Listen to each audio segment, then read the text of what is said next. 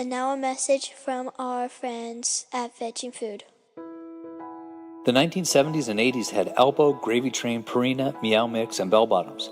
You've changed your clothes, now change how you feed your pet. Like Bell Bottoms, kick the kibble and join us in the 21st century with the healthiest diet for dogs and cats. Feed naturally, feed raw, feed Fetching Foods.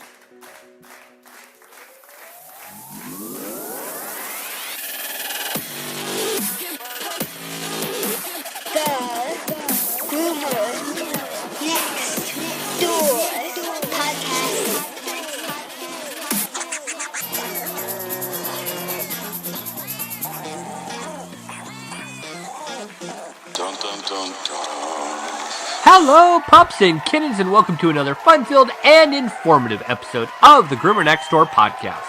I'm your host, Chris Green, and joining us this week is Julie Bacon. She is the Q Coach, and an amazing lady. And, we get to, take our break away from insect-based diet because that has concluded now. Let's go back to our normal routine, kind of look at July, and enjoy it. It's now summer. We're all outside. It's a great time. And no better person out there to join us for this week is Julie Bacon. She's amazing. And you guys are all going to fall in love with her as much as I did. I think she's just great. Well, let's go into our fact of the week. Now, it seems a little odd to actually go with this, but I really found this to be very intriguing. So I thought I'd share it with you. It pays to be a lapdog. 3 dogs from the first-class cabin survived the sinking of the Titanic. It was 2 Pomeranians and 1 Pekingese. Interesting, huh? I always wondered about that, and I never looked it up. So, can you just imagine on one of these lifeboats, these poor little shivering dogs are there going, where and what did you take me to? I am going to get back to dry land, and I'm going to probably pee on your clothes. At least that's what my dogs would have done. They would have been really angry with me for a very long time. Well, by that sound, Julie is about to enter the podcast studio. So with that said, welcome Julie Bacon, the Q Coach. Oh, hello. Hold on a sec. Dad, we have a guest on the podcast. This week on the podcast, we are joined by an amazing lady, and I would have never found her. Well, I want to say I would have found you, but I wouldn't have probably found you as quickly if it wasn't for Debbie Taraka. She shared a video with you in it, and I was like, hey, this is really cool. So joining us this week is Julie Bacon, the Q Coach. Thank you for being on the podcast. Oh, it is my pleasure, and I will definitely get a thank you out to Debbie. I appreciate her connecting the two of us. It's absolutely awesome. I mean, it's always great to be able to connect with great people, and it's really hard sometimes. You know firsthand, there's a great deal of people out there, but to pick out quality, that can be a challenge. It's true, and I feel we are relying more and more upon friend referrals or referrals of, brands, podcast people that we know to give kind of that stamp of approval, because it can be really overwhelming just to do a search for someone you might be looking for. Very true. It is true. Well, I always like to start off every episode, at least for the people who haven't been on before. I love to start out with the origin story and find out, how did you become who you are today, the Q Coach? Well, I started the Q Coach a couple of years ago, and it really is out of a passion for kind of loving all things about the mental game. Of course, I love animals. I rode horses as a kid. I did that very competitively. And even as, a young teen, I knew that a lot of times the difference between doing well in the ring and not it didn't have anything to do with talent necessarily. It had to do with, of course, work and preparation, but also just your mental stamina and fortitude and being able to hold it together, if you will, in different circumstances. And it didn't even have to be a big competition. Maybe it's just pouring rain and you hate the rain or something like that. But it's that, what is it that makes us grittier or more tenacious or able to hold up and perform in maybe non-perfect circumstances. I'm not sure what perfect circumstances are, but what makes you hold up in that space? And so even as a kid, I became fascinated with it. And of course, fast forward a few decades, I've long since traded horses for dogs. The economic model is much better for me personally.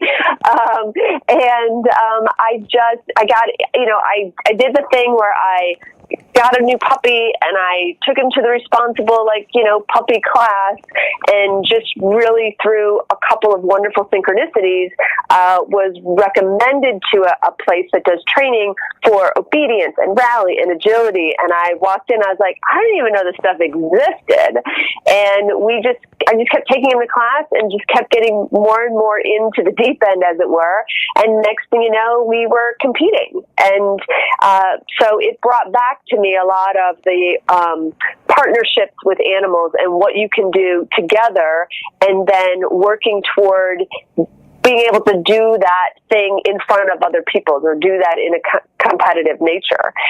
But still, you're green. You don't know what you're doing. You're like succeeding and failing and practicing and wondering how come when I get to the show, it all falls apart, And so I was like, wait a minute, you know the answer to this. You already have a passion for this in this whole mental mind game, mental management, mindset stuff. Go back to that. And I saw that really there wasn't anyone else in the dog world really focusing in on this as much. There are a couple people, of course, but I was like, no, I'm just going to focus on this one thing. I'm not going to focus on training your dog or giving you the handling moves. There are way better people out there than I am, but I'm focusing in on taking care of, and supporting the handler's journey through this, because we are half of a team. So it just felt like really important to me, and just kind of where I wanted to spend my passion and my skill set, where those sort of meet up. Well, I can start to see exactly what was the initial icebreaker between you and Debbie, which is obviously the Yes. Although Debbie and I didn't know each other in the horse world, that was kind of a different time zone. But I think there are certain people that are drawn to those arenas, right? No pun intended. I've never actually seen any kind of events with horses. I've seen some dog shows, and I've always wanted to go see an actual horse in action and all of that splendor. I mean, it's just gorgeous, and I've seen it on TV, and I'm like, oh man, how cool! Yeah, like anything, I think you got to get in person for the sights and sounds and smells and just kind of the energy of it. But Debbie and I both are coming from the same background, which is an element of English riding called hunter jumpers, and so there's a lot of style points, if you will. Jumpers is, of course, part of what is seen on the Olympics, in the Olympic Games, and of course, she and I were at that level. But the finesse of it and just the relationship, you can't just take the reins of a horse and expect it's all going to work out beautifully if you are not willing to invest in a relationship. And so I think that's the part of just working with animals that I love, whether they're horses or dogs, and figuring out what magic you can do together and what that looks like. That, to me, will fascinate me forever, I think. I would think that, it's so hard to determine what would be easier to bond with, a dog, a horse. I mean, I would honestly, in being that I haven't had much, if any, interactions with horses, I would think a dog would be a little easier and to be able to train. But from your perspective, I mean, you've done it with both. Is it easier with a horse or is it easier with a dog? I think, they're a little different in that you spend more time with your dogs, right? I mean, at a horse at some point, even if you have the horses in your backyard, at some point you go to your home and have breakfast, lunch, and dinner and go to bed, and you can do that with the dog. not quite as easy to sleep with a horse, right? So I think that the times we spend with our dogs and cats, it's just more, right? They get to see us more. They read our moves and moods and things like that. As far as training them, again, I call it a little micro training in the house with a dog, right? They're kind of expected to come in and out the back door in some sort of fashion that you either care about or don't care about, right? Where with a horse, the time frame is more limited, so your training sometimes is more purposeful, right? Because you only have an hour or a couple hours to be out at the barn and to do that. I think the biggest transition for me, though, in going from horses to dogs, and one of the sports I do is running agility, where the dogs, jumps and run through tunnels and the weave poles and all of that fun stuff, is that I was used to having physical connection with the horse, right? I was used to riding the horse and being on the horse when the horse went over a jump. And with the dogs, you're doing things from some amount of distance, right? I mean, there's only so much I can help a dog get over a jump. So that part of the training, that connection piece was something that for me took a little bit of a time, because I was used to more obvious feedback. I mean, the feedback's definitely there, but it just is in a different style. Mm-hmm. Well, that's where we were talking about this before we started. When you're able to actually talk to animals, you're able to do so in that process, especially in the ring, where it's like, okay, maybe the dog has an issue with going up the actual seesaw type thing. Maybe it has that issue with the feel of it or the movement going down. So you can see that. Well, you can see that, and I think that in the talking to animals piece of it, it's really learning to listen. It's really not the talking part that we all have to be good at. It's the listening and to your point, the reading of their cues. Because they're telling us, we're just so used to someone, putting it in our ears versus, to your point, seeing the hesitation as they start to go up that seesaw, and trying to, or an ear flicker or something, and trying to root out, or caring enough to root out where that's coming from. And I think anybody, even with pets out going for a walk, to see a hesitation to a noise or the garbage truck or something like that, and know that, well, no, you don't need to pick up spot in that moment and be like, it's okay, but you need to help build their confidence and be like, yeah, you're fine, you're cool, you can do the seesaw, you can handle the garbage truck, you can do these things, this is life, and I'm here to support you, and I'm watching and I'm paying attention, but we're going to do this together. And this would really coincide with the phobias that a lot of people think that dogs have, the separation anxiety in some sense. And we see this all the time, where a pet parent will bring their dog and go, oh, the dog gets really stressed out when I'm not around. Right. Wait. If you're not around to see it, how do you know? Yeah. But right. And what do you mean by stressed out? Right. Right. And so, once they leave, yes, the dog is looking and going, where are you going? Where are you going? So their mentality is, oh my God, the dog is freaking out. The moment they walk away, I would say 9 out of 10 dogs go, oh, okay, well, this is happening. So what are we doing today? And that's really their mentality. So how do you actually deal, being in this environment, how do you deal with the pet parents that have those anxieties? As an instructor, and I'm fortunate enough to do some training with people on both group and private basis, as an instructor, a lot of times I will say I'm a glorified mirror because my job is really to show you and tell you what you're doing, because so much of our actions in any of our relationships with mammals, for that matter, we don't realize we're doing something, right? We don't realize we're hovering or coddling or going overboard because we might be misreading something that they're, quote, telling us, right? And I'm saying quote because it's not verbal, it's through their actions.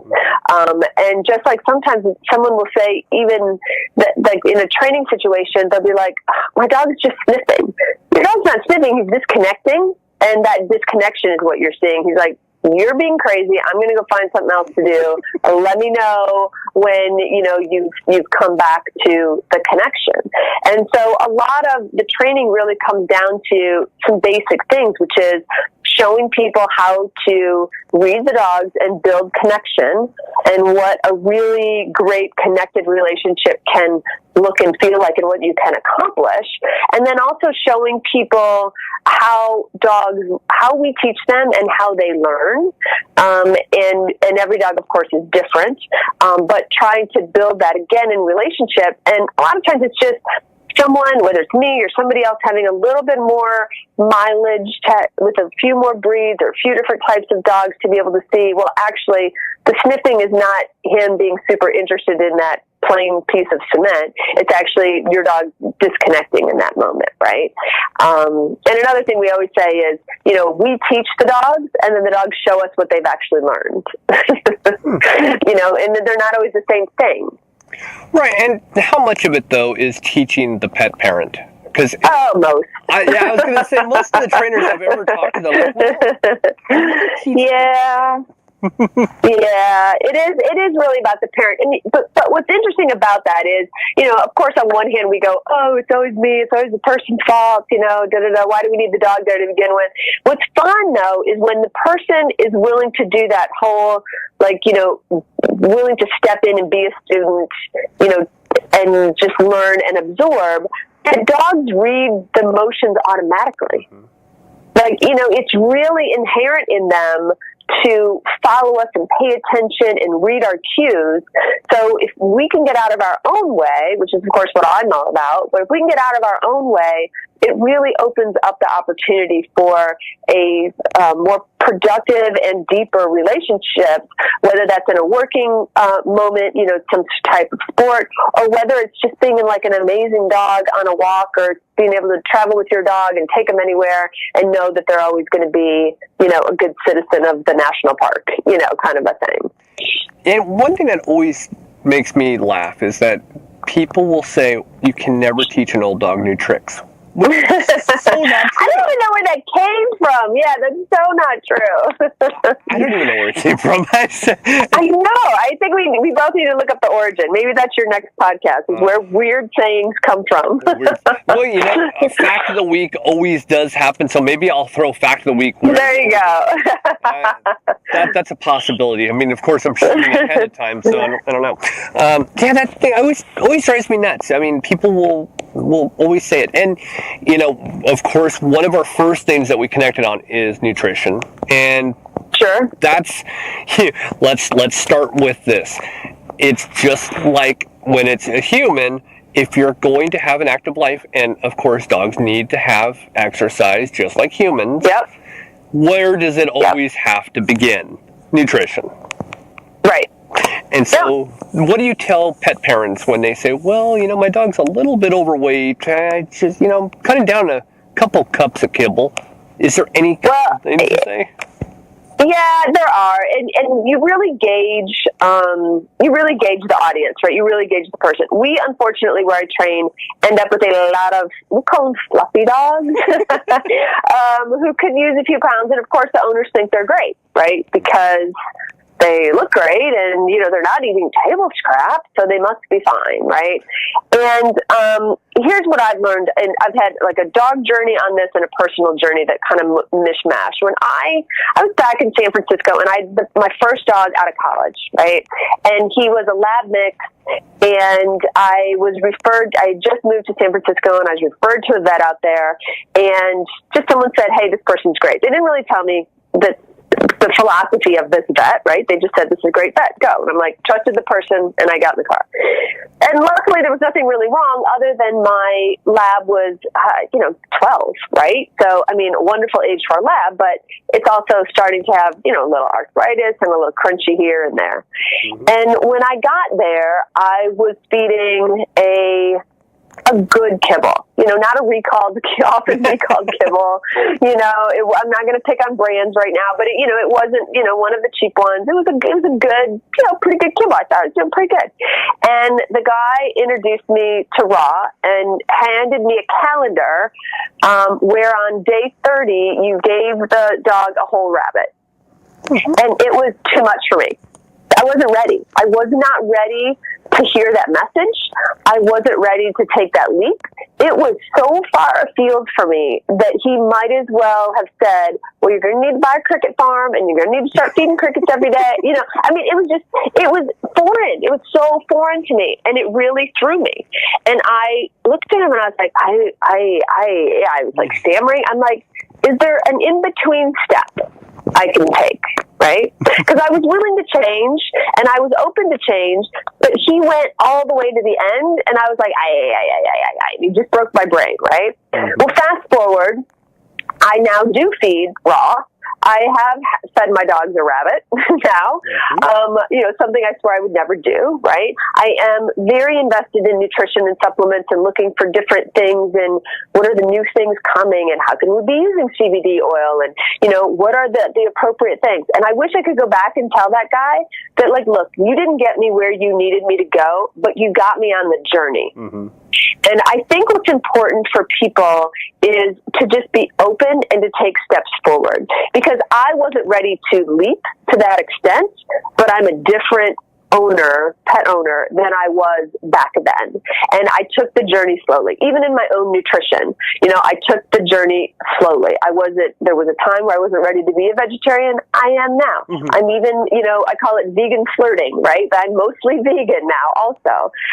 But that was a journey. That didn't just someone hand me, like, you know, 3 paragraphs and hit me on the head and be like, ta-da. It was a journey. So I now cut people some slack in terms and listen for, well, what are they ready to do? Are they ready to maybe introduce, you know, a grain-free kibble? Are they, you know, ready to start reading some labels? Are they ready to at least not be feeding things that are consistently recalled or made of foods that are based from China and other countries that don't have our standards? And to me, if I can get them from a China recalled food even to a better kibble, that's a win, because I've started them on a journey to knowledge and understanding. Because let's face it, my childhood dog grew up on Alpo. Like, let's be clear, right? And so it's just a journey. And so I think that if we approach it that way, we're less judgmental, right? There's enough judgment in the world. And we can maybe just do it with a bent of educating and opening someone else's eyes, as someone once did that for me. So that's kind of my bent, and it's, of course, a very personal perspective. You know, I'm not a good, like, flag waver and jump up and downer kind of person. I think it has to happen for everyone in their time. And, you know, I'm pretty sure you have it happen to you is probably as frequent as we do, where it's, you know, my dog is overweight, or my favorite is always, and I've said it about a dozen times just this probably a year alone, and that is, my dog has dandruff. No, it's not. And then you have these conversations with people, and that's where I've always lacked, is I never can read people. I can never get to the stage where I'm like, are they ready? I can talk to their dog all day and understand. It's the people that I struggle with. So it's, at least you've been able to master that part. I have not. Well, I wish I could say master. I think what I do is I kind of start with some basic questions, like, well, what are you feeding now? Have you tried anything for that? How many times, like in the, you know, fluffy dogs, are you walking your dog regularly? About how far? What are some extra, you know, because then you can gauge where at least they're starting from. And then from there you can throw out a suggestion and see, well, did they wince at that? Or were they okay with that? Can I take another step? And, you know, I think part of it is in a teaching capacity. I'm part customer service, right? And part teacher. And so it kind of, I don't want to say forced me, but it kind of just made me pause and think. And then, of course, like I said, reflect back on my own story. But, like, that guy put it out there. But when he saw when that vet saw that I wasn't really ready to, like, you know, go catch a rabbit, he was like, okay, well, here's the next step then. And here's the next step. But the rabbit so maybe suggest. The rabbit doesn't actually look like a rabbit. I mean, it looks like a Cornish hen. No, I've given with ears the whole thing. No. Oh, you've got no. I've gone the whole. And I swore that me back then in San Francisco could not have more imagined that scenario than, I mean, I just couldn't. And the butcher will sell them to you even with the fur on. Well, I mean, I'm not against it because I obviously know what the benefits are. I don't know if I can actually go with fur on. It took me a while. Yeah. It took me a while. Yeah, it's not the easiest thing in the world, but by God, was I the most popular human in my dog household. Well, I have a very, very picky Akita. I mean, she's picky. She would look at it and she would honestly think it's one of the cats. So I don't think she could ever go that direction. Well, that's good. Yeah. That's good because you want your cats intact. Especially the Fosters. You want to actually give them to people with 4 legs. It does help. Please. Yes. Yeah. Yeah. Can I get 25% off that adoption? Yeah. I'm in the same boat you are, and I do ask the same questions. I do actually vary to, well, what's your dog's poop like, or being that I actually am in a personable space. I always say, well, your dog had a lot of impacted glands. What are you feeding? Sure. So yeah, right. There is the gauging, but again, you're still in a different part of the country that's a little more open-minded. So maybe that's... Yeah, probably so. No, I think that's probably true. And, where I teach, I see a lot of people who are wanting to do more, right? They come because they know that we offer a bunch of different classes, and there's, they want to do things with the dogs, and they want to be the right people. What I'm seeing more of is actually the food intolerances, and some are to the point of being allergies, and some are just intolerances. And what kind of will get me on a soapbox is, because you brought up poop, and every dog conversation eventually devolves to poop stories, right? But the poop isn't that, or it's never really been solid, or whatever. And getting people to really do the work to understand that, well, there just might be an ingredient that they can't tolerate. Right. And I know, a friend of mine, with a puppy, they tried all kinds of things, and finally I was able to get them to do this test that exists that tests for like 24 different intolerances. And it came to find out the dog can only have duck and lamb. That's it. No rice, no chicken. Chicken and rice. That's our go-to, right? And we had tried that with that dog, and it just didn't work. And so it took investing and doing the test, and that dog is now off of all the medication and all the extra supplements that we're trying to address it. But you got to decide: do you want to keep covering and managing the problem, or do you want to get to the root of it? And in that case, the systemic root of it. That's really interesting. I don't put rice in mine. None of our dog's meals have rice. That's just me. I kind of keep that one out. But I do put vegetables, fresh vegetables. Yeah, no, I do vegetables, and I'll do brown rice. I'll do quinoa. But it was just interesting because so often, a white rice is really good if you have like a bland diet, or they just come out of anesthesia and you want something that soaks it all up, right. And to help move it out, or pumpkin, kind of the usual suspects, right? And I don't add it to my recipe either, but often the vet's like, go home, put them on chicken and rice, and da-da-da-da. And this dog, that you could not have done 2 worse things for this poor dog, right? So I think taking the time to figure out and having the patience is something you could ask. Are you interested in doing an allergy test? Are you interested in finding out more about what's causing this, so that you can get them off the medication, or these bouts of the runs that they might be having, or something like that. So it goes back to just questions and seeing what their openness level is. It's funny because you jumped on the whole. One of my questions was, because I always love to ask the question of what's your soapbox moment, and what's funny is that you answered that one before I could get there, which I love. Oh my God! It's funny because really you have to be really invested. I've noticed something since I've been doing this. The people who are really invested in this industry, we all have a soapbox moment, which obviously varies, but it always does seem to come back to dog food. Let's be realistic. Yeah. And medication. I mean, I think that, medication is probably an American problem, right? If you and I go to a doctor with an ailment, whether it's made up or real, there's a drug for that, and they'll be happy to prescribe us something to to quote fix it. But my thing is I don't treat my own health that way. I want to know what's causing it. Don't just give me an Advil. Tell me what's causing it. Not to pick on Advil. It's a perfectly wonderful drug. But, tell me what's causing it and what else I can do to support my system versus just cover it up. And I think that, that's, I don't know if it's this country or everywhere. I have only domestic experience. But I think that's true too. That, here's a drug for that. Here's a drug for that. Put them on this. Put them on a UTI drug instead of just giving them cranberry. You know what I mean? Like, I really feel like that's a big swing. And you're right. You're completely right. And I would actually venture off to say I think it's a U.S. Canada thing. Okay. I don't know if Europe is really as big when it comes to popping every kind of pill and different medication as much. I do know it's right here, and part of it I always say is probably because the big prescription manufacturers, the drug companies, are all right in those same areas. Well, and the lobbyists and the money behind it. I mean, when you think about why your vet is prescribing a prescription diet or certain drugs, it's because those companies paid for their vet school building, wing, whatever lab.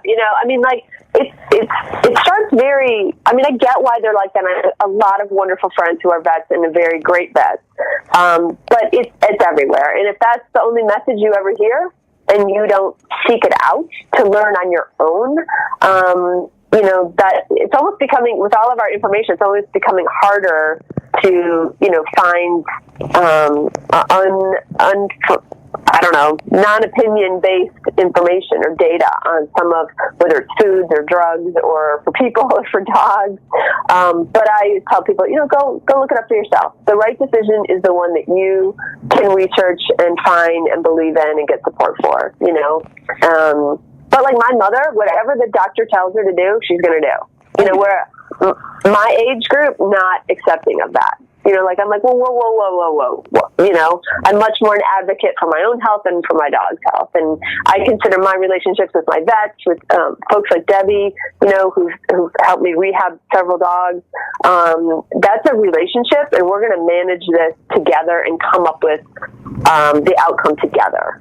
Right. And, I have the same thing with my mom. I'm 36, and she's always like, you need a flu shot. I'm like, no. Oh, my God, please no. Right. Right. I'm like, no, your daughter needs a flu shot. No, she's got a great immune system that has to develop. Right. I'm fine with flu shots for senior citizens. Okay, I'll accept it. I'll accept that. But I really don't find any other excuse for it. Our bodies need to naturally produce and be able to fight off these viruses without just administering it into the system. Yeah. I agree. I agree with that for my dogs too. My dogs don't get flu shots. They don't get a lot of the extra vaccines. But I do support their immune systems. I do. If I'm going to go to a dog show that I know is particularly big or busy or a lot of dogs, I'm starting to support their immune system a week or two before we go. And throughout the competition, I've been to big competitions where I have thousands of dogs and they're pottying in, very limited areas, right? So, just, and I plan accordingly, and they're on an extra probiotic or some vitamin C or autoimmune or blah, blah, blah. There's ways through that. Just like if we get on a plane, there's things to do before we get on a plane too, and surrounded by hacking and sneezing and coughing, oh my. It's always funny because you think to yourself, I'm on a plane, it costs a lot more than going on public transportation on a regular bus, and yet the people really are just about the same. I'm going, how is this possible? Yeah, it's funny. I think what's interesting is that we separate out what we do for ourselves. So often I see what we do for ourselves and what we do for our dogs are different. So like sometimes people who have a fat dog are skinny, or people who feed their dogs better than they do for themselves. And it's an interesting disconnect for I don't know, someone who's actually a psychologist, which I'm clearly not, but why the rules are different, right? And so for me, they probably still do eat better than I do. I'm following sort of the same philosophies that I think relate to most mammals. So the systems are really similar, and let's just go with that, It is interesting. Well, let's go into you. Let's dive more into you, because that's what this is about. I mean, of course, I've always enjoyed the conversation part, but you've done so much, and it's going to probably take a great deal of time to actually try to dive into this. So your flagship program was the Dream and Scheme, and you have some ebooks on it, which I think is really cool, the fact that you actually went down that direction. So you had Dream and Scheme ebook only, and then you had the ebook and the coaching program. And let's go into that process and explain to us how all that started and what the program is. So it started from a nugget that, I took some classes. Of course, I'm always taking seminars for my dog to become a better handler so that I'm better at our sport. And there's a lot of techniques that are in those classes and so forth. And then I finally took one class that was about setting goals, and at the time I was doing rehab with a dog who'd had a back surgery, and so the goal setting was really about, okay, I've got 6 months, my goal is 6 months to get him back, to competing. What is it I have to do between now and then? What are all the steps in between? What's my rehab program? And I started finally putting pen to paper. And I think the big difference between like my days as riding horses and versus my days now is I'm much more likely to plan something out, because when you're 16, you don't really write it down. You just kind of have it in your head and work toward it. But this time I was like, no, there really needs to be something that gets people to do a plan. And so, but the problem that was missing was the before the plan and in support of the plan. So Dream and Scheme became a 4-part program to support handlers in really getting better results with their dogs in and out of the competition area. And so part 1 is discovering your why. Like, why do you even work with dogs to begin with? Like, what is it that draws you? Is it, do you like to compete? Do you like the relationship? Does it all go back to this one special dog? Like, why do you even want to do this crazy thing of walking into a competitive arena to begin with? And do all the training that it therefore takes. So I make people really pause on, if they're doing the ebook on their own, they're working through it in kind of a workbook fashion. If they're doing the coaching with me, our first session is, why did you even get into this? But then the second part is what are your goals then? What are your goals for each dog in the house? And I really focus on including from puppies, so maybe you have a 10-week-old puppy and you don't even know what the puppy's potential is, all the way up to a senior dog, the kind of old dogs and new tricks kind of thing, because you still have to keep them, to your point, well fed, but also conditioned and exercise. And in that moment, we get into having joy goals as well for your dog. Because what is your old dog or any of your dogs, what do they love to do? What is their favorite thing in the world to do? And I have 3 dogs right now, and their favorite things are all very different. Mm-hmm. One just wants to go and be and meet people. Her favorite thing is meet the breeds and where she just gets to meet strangers, right? Another one just likes to go explore in the woods, right? So it's always different what you're going to answer. So part 1, why are you even in this game? Part 2, what are your goals? Lifetime, near term, 3 years out, what are you trying to do with these dogs? And they each have their own set.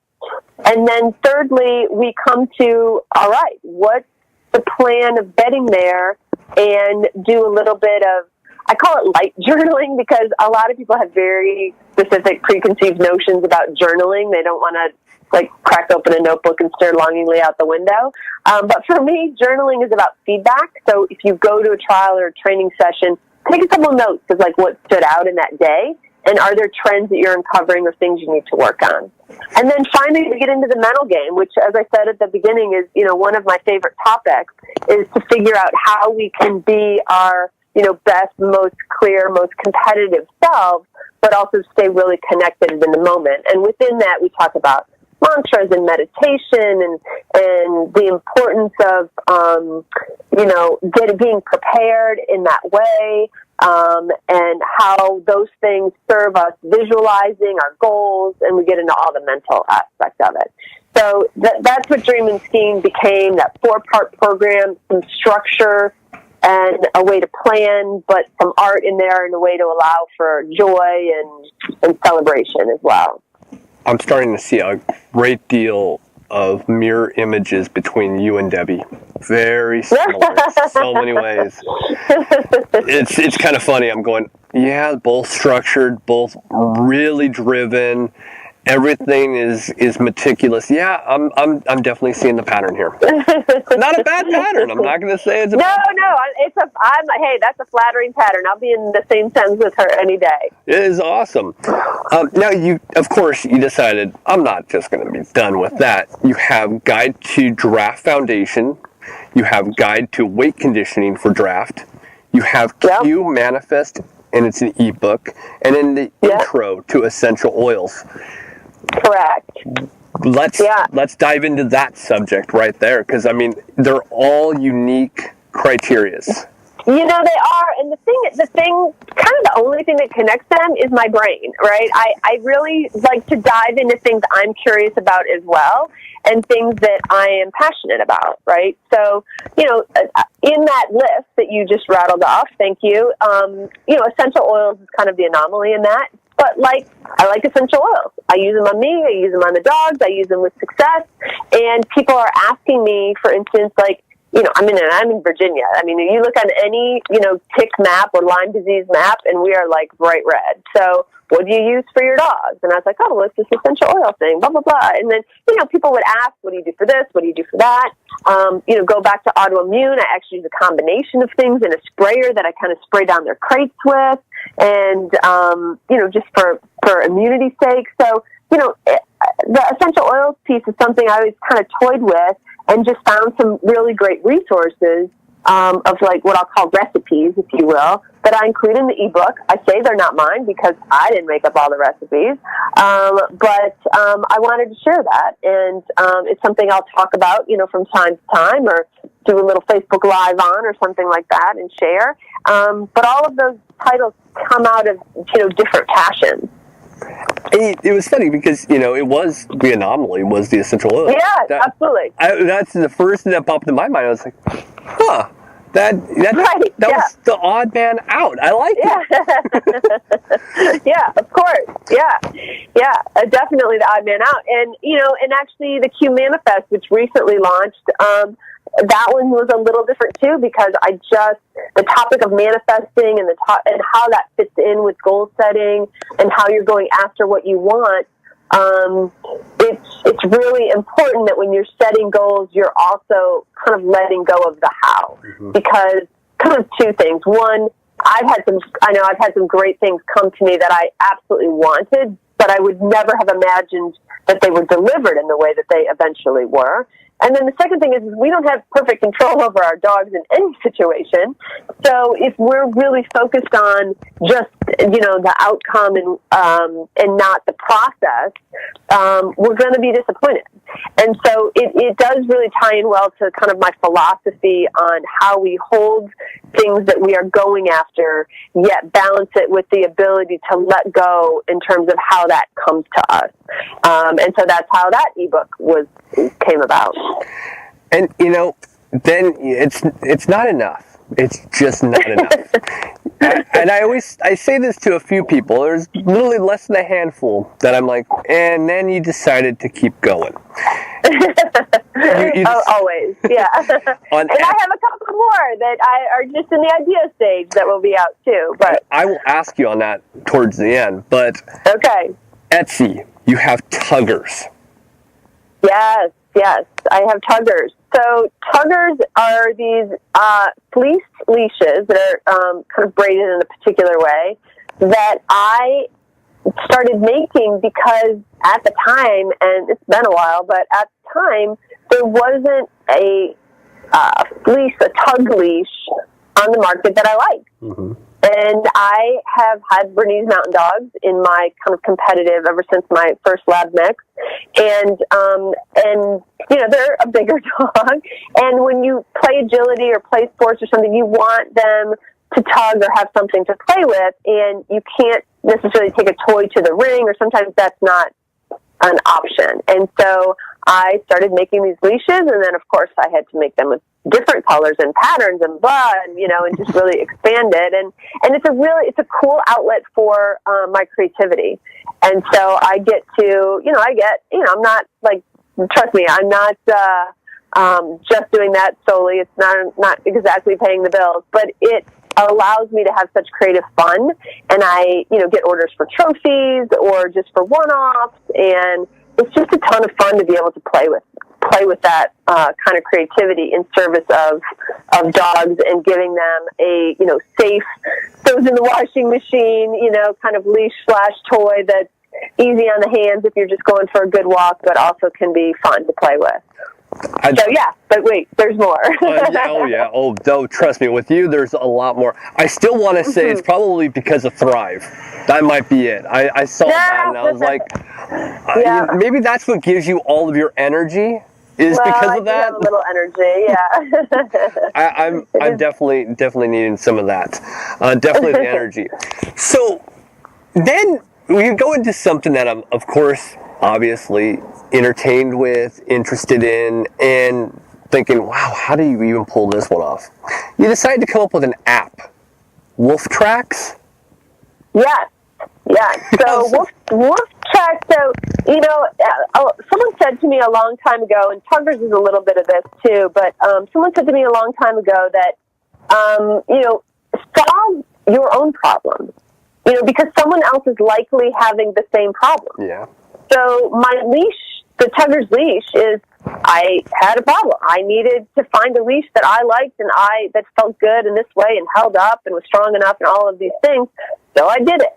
And Wolf Tracks was an answer to, I have all this data on my dogs, and from vet records to, because I compete with my dogs, they have hip and elbow certification paperwork. And, I was seeing my friends, we would go to a vet appointment or something, they'd show up with this binder, and I'm like, that's ridiculous, because most of my career has been doing marketing in high-tech companies with software, and I'm like, there's software to track this. Like, why does everybody have all this paper? It's insane in this day and age. And at the time, I was piecing things together using a combination of, like, Dropbox and Evernote, and even like the contacts in my phone, like each of my dogs has a contact, in my contact list, right? They'll be like, my father, my mother, and my dog are all right there.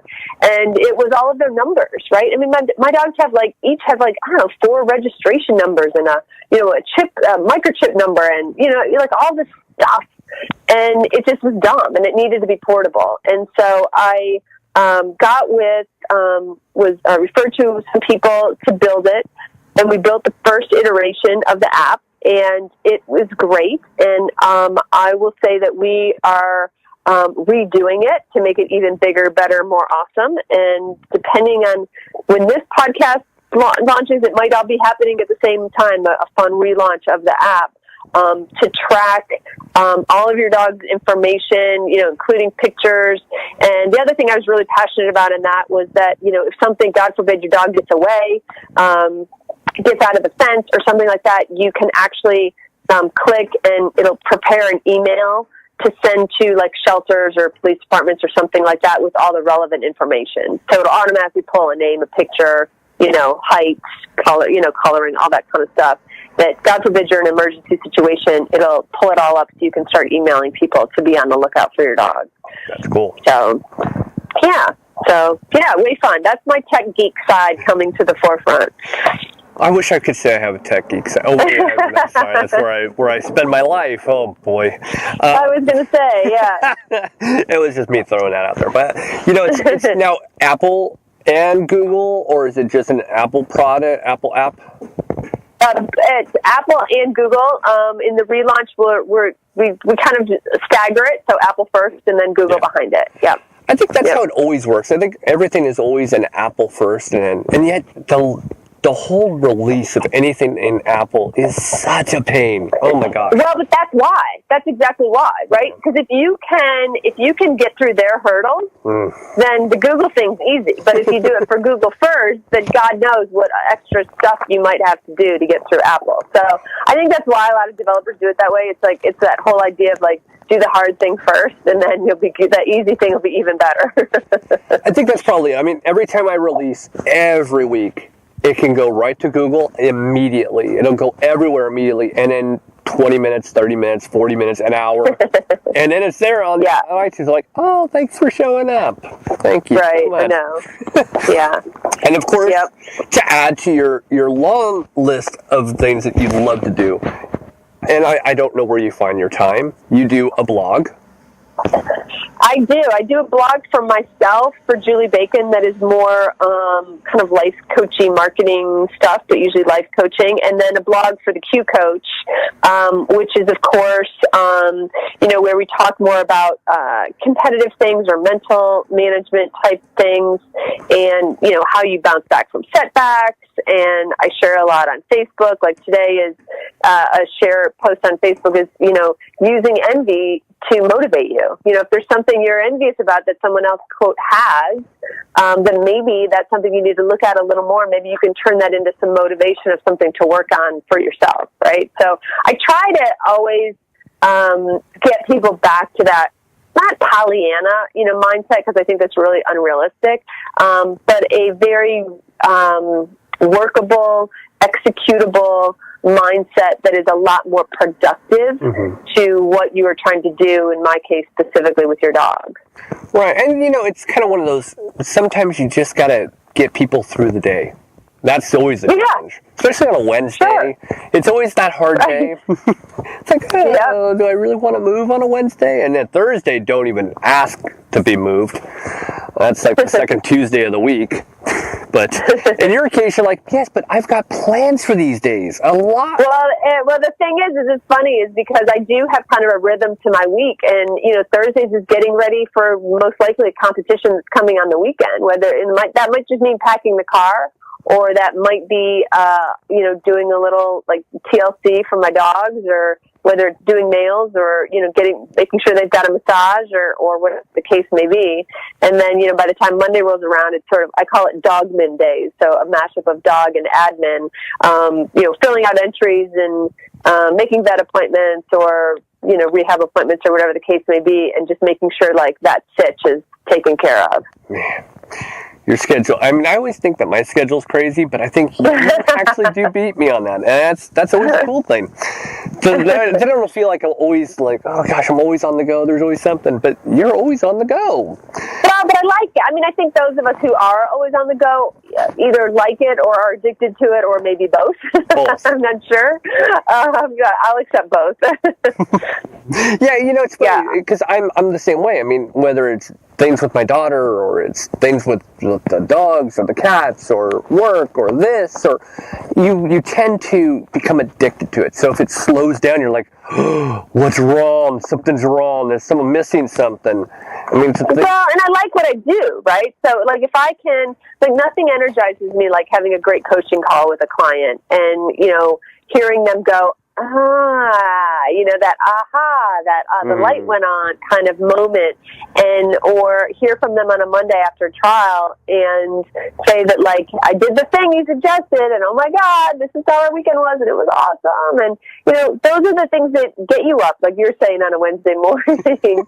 And because you're motivated and your content is making a difference, at least to somebody, right? I mean, that's why you keep going on your podcast here and giving this value.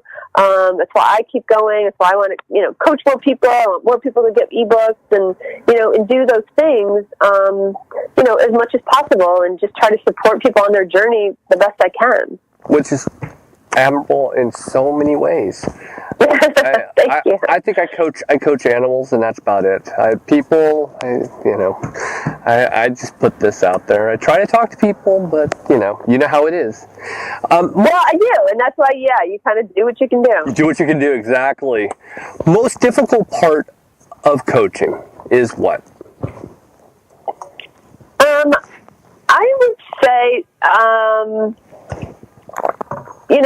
it's when you know that they're not ready to make that change. Because so much of what I do is I'm an energetic person. I strive, kind of one of my personal goals is to be a catalyst for someone.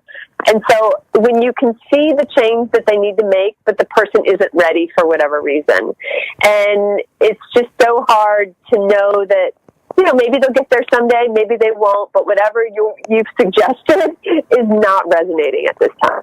And so that's what's a little hard, because I get it, I wasn't ready to feed better food back in the day, right? So we all have to get there on our own time frame. But because I'm energetic, or maybe the same type of person, but as you might guess, I'm not a super patient person. So when I see this opportunity for someone, I want them to jump on it so bad right then. And it's not up to me, and I think that, part control freak, part, not having patience, part wanting someone to succeed how I know they can. But they have to do it in their time frame. And so all I can do is show them and hold the mirror up and make suggestions and give them a path forward. But they got to want to, do the work themselves at the end of the day. Wait, you said you're energetic? I would never have. Yeah, I know. I'm trying to tamper it right now. I mean, really, I would like to see a little bit more enthusiasm and energy coming out. Sorry, I know we're taping on a Wednesday. What can I say? Yeah, but a Wednesday to you is kind of like a Friday. They're all Fridays to you. Yeah, I guess. Yeah. So what are the other things that you decided? You know what? And I really have to give you this one, because I've been asked about this myself, and I'm like, I just don't know how or what to do. And that is, you actually have clothing merchandise as well. Yeah, I did it kind of as a fun thing, really. There's great platforms now out there that allow you to do that. So it's kind of like made to order, if you will. Like, there aren't a bunch of T-shirts sitting around anywhere. It's the person goes online and they see something that they like, and they can go order it, and just the one is made and sent directly to them. So for me, it was also like I didn't have to have cash out. I'm not running to the post office every day.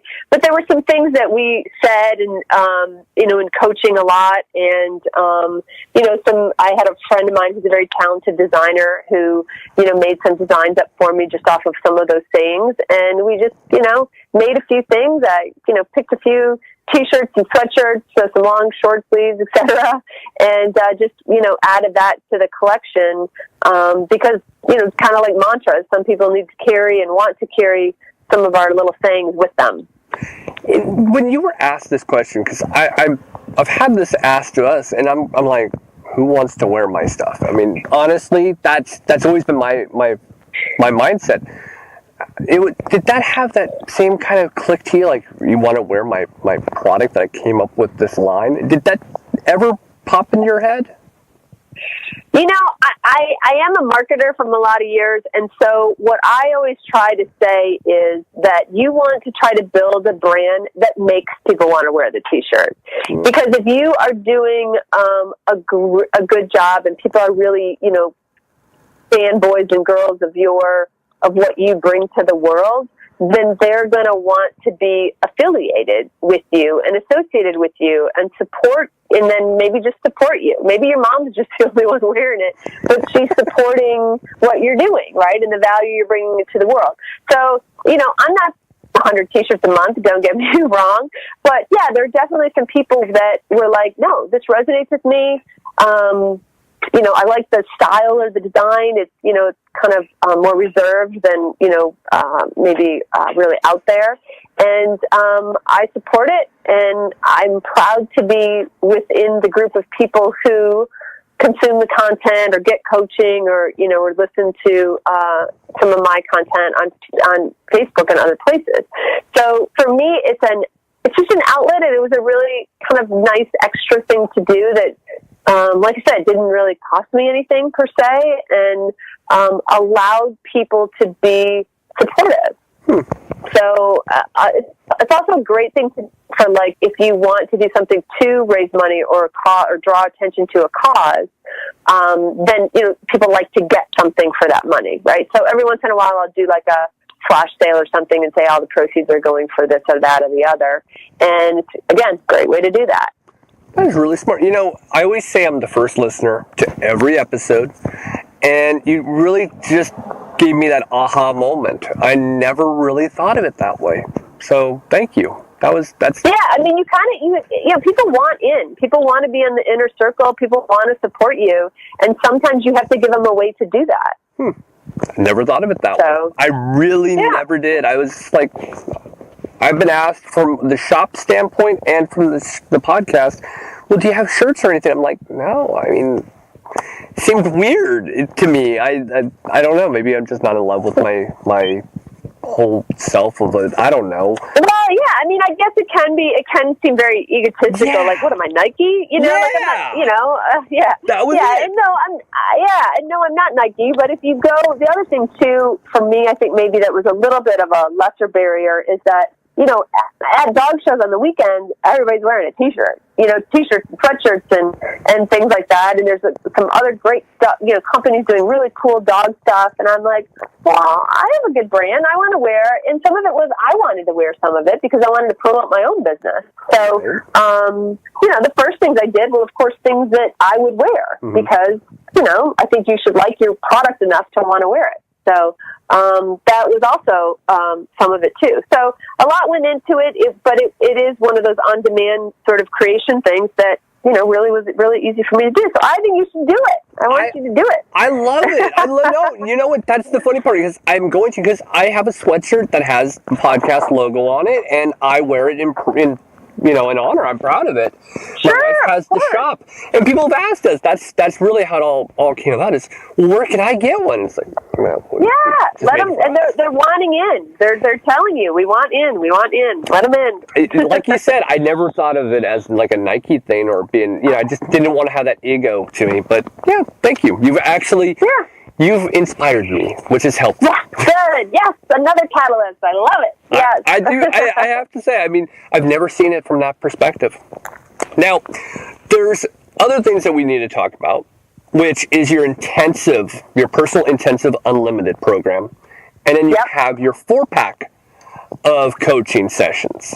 And that's the other things you have to offer. And so I wanted to actually talk about that before, we start to kind of close this chapter for this episode. Thank you. So the 4-pack of coaching was actually created for some of the people who went through the Dream and Scheme program with coaching, and then they were like, well, wait, I want more coaching. Like, this has been so great. You need to coach me. I want to be able to call you. I want to be able to, book you for big events or, be able to talk to you. Like, let's keep this momentum going. And so I created that. What I found is that I don't want to just sell one off because I want the commitment. I want someone who says, I am so committed to my growth and, my mindset and really being the best I can be with this, that, I get that it's going to take, more than an hour, to really dig deep and can really make progress. So that's also why that number is. I really saw that when people dedicated, 4 weeks to this and doing some homework or some meditations and some work on themselves in the meantime, then they were more successful.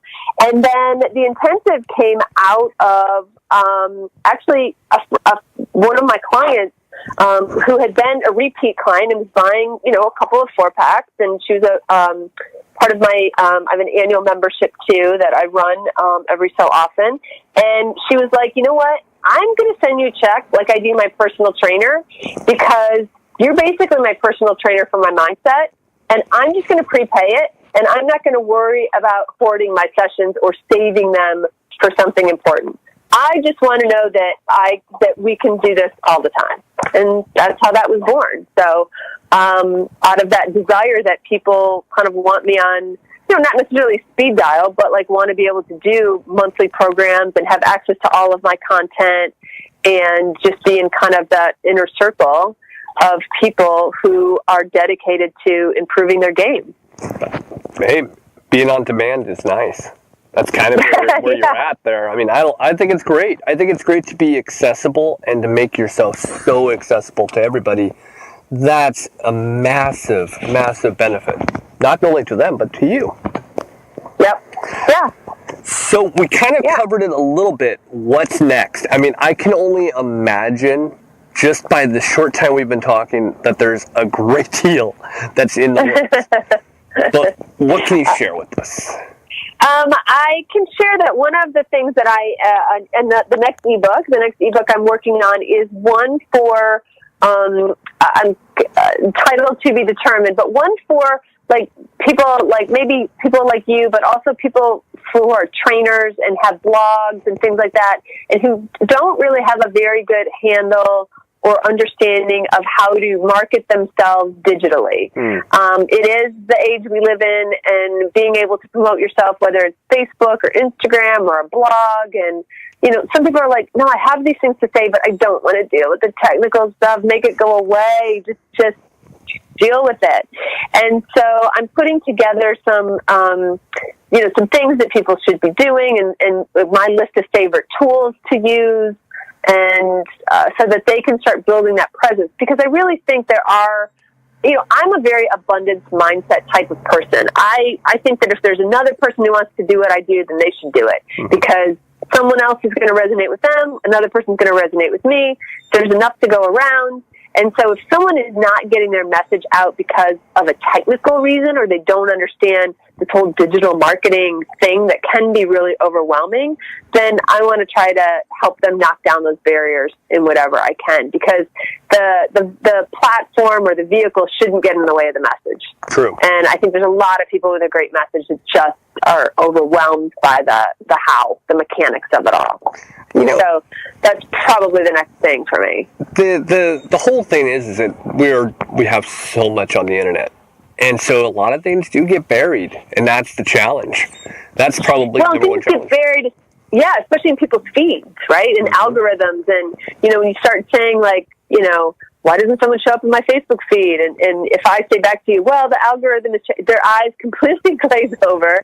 They've completely opted out of whatever I'm saying, because that's not where they live, in terms of their experience level, or, they come from a different profession, or, they're a dog person. They want to just focus on the dogs and be good at their passion. And why do they have to suddenly care about algorithms, And I get that. And so just trying to demystify some of that in hopes that, again, they can figure out how to get their message out in a way that they can manage, and they don't have to pay somebody else a bunch of money to do it for them. Yeah, I mean, there is some things, and I mean, I've seen it. Some things you just have to build a library of content. Yes. And that's the challenge. Some people don't. I can speak for myself in this one. When starting out in this realm, I didn't realize you have to actually build a library. You have to build content before you can actually worry about growing. And then once you get that content, then it's like, oh, okay, well, I can go and research anything I want.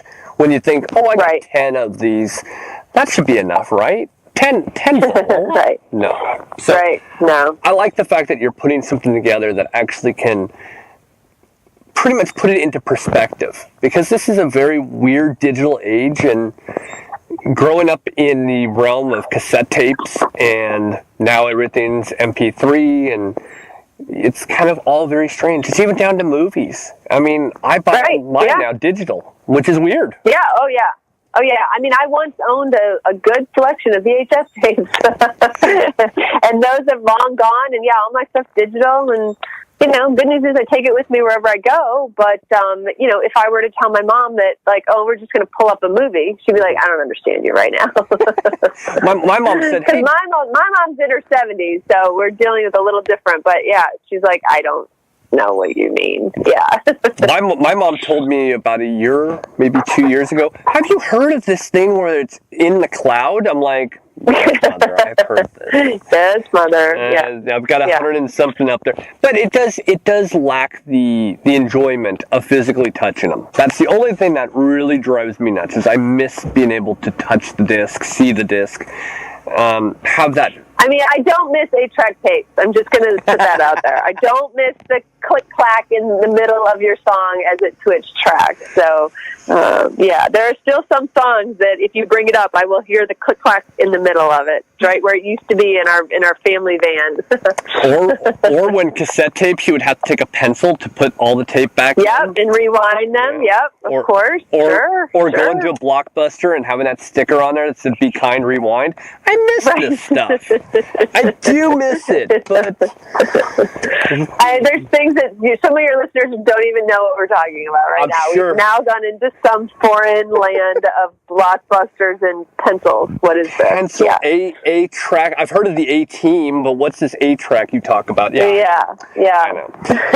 Well, what haven't we covered? Obviously, I'm very, very well known for going, ooh, shiny red ball. So that was my moment. But what haven't we covered that we really should have covered, or did we cover everything?